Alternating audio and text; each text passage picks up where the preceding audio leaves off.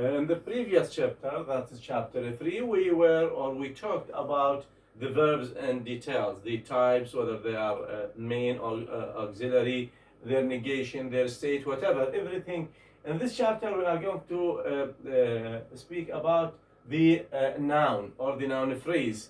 So, if you remember, we said we have certain positions in the sentence that can be occupied by what? By the noun. Means either we use them in the subject, or in the object, or we use them in the complement, or we use them in the subject complement, or let's say object complement. In case of the subject, could be the first object, اللي هو indirect, then the indirect. So these are the position that can occupy in the sentence. And if we say a noun, it doesn't mean a man to have just one word. For example, if we say the man is there, here we use the man as one word, and we can use it as a phrase to say the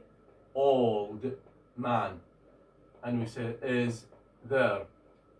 So we extend, or we added another element to what? To the verb. So we say the old man, and we say the old rich man. So all these what stays where? In the subject position. Or we'd say, for example, the man over there is rich. See, what do we have? The man over there is rich. Now we modified the noun with words that come after. So it is possible to modify the man, the noun, with elements before, or to modify the noun, here the man, with elements that comes after. So either we have just one word, or we have a phrase, or even relatives. For example, we say the man who carries a stick is there. So what do we have here? All this part is what? Is the subject. In the subject position. The man who carries a stick is there. See, this is what we call relative clause. So it is possible a noun modified by a relative clause, and all this one in the subject in the position of the subject.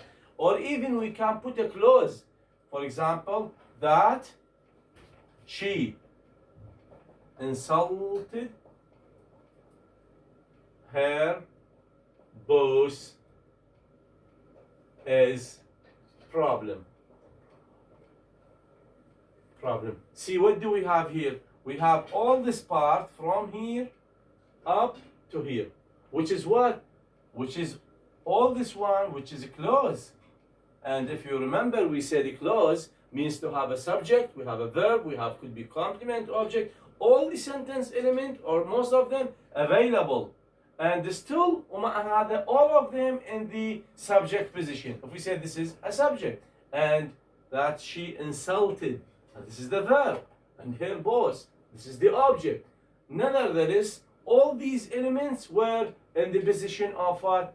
Of the subject. So all these things applicable to the object, applicable to the subject complement, applicable to the object complement. Means if we have, for example, subject plus verb plus complement, this complement could be just a noun, or could be noun with adjective, could be relative clause, etc.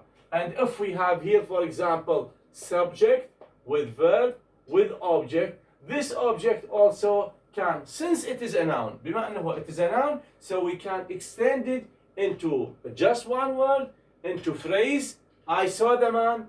I saw, for example, this is brief. I saw a man. So we can say, see, I saw a man. I saw a tall man. I saw a man wearing, for example, glasses. So then again, wherever we put the noun in a position, we can extend this noun into either we modify before or after this word, or we can make, or we add relative clause to this noun to modify, or as a complete clause in the position of the noun. And for example, here we can say we extend this object into a clause. This is concerning simply a noun.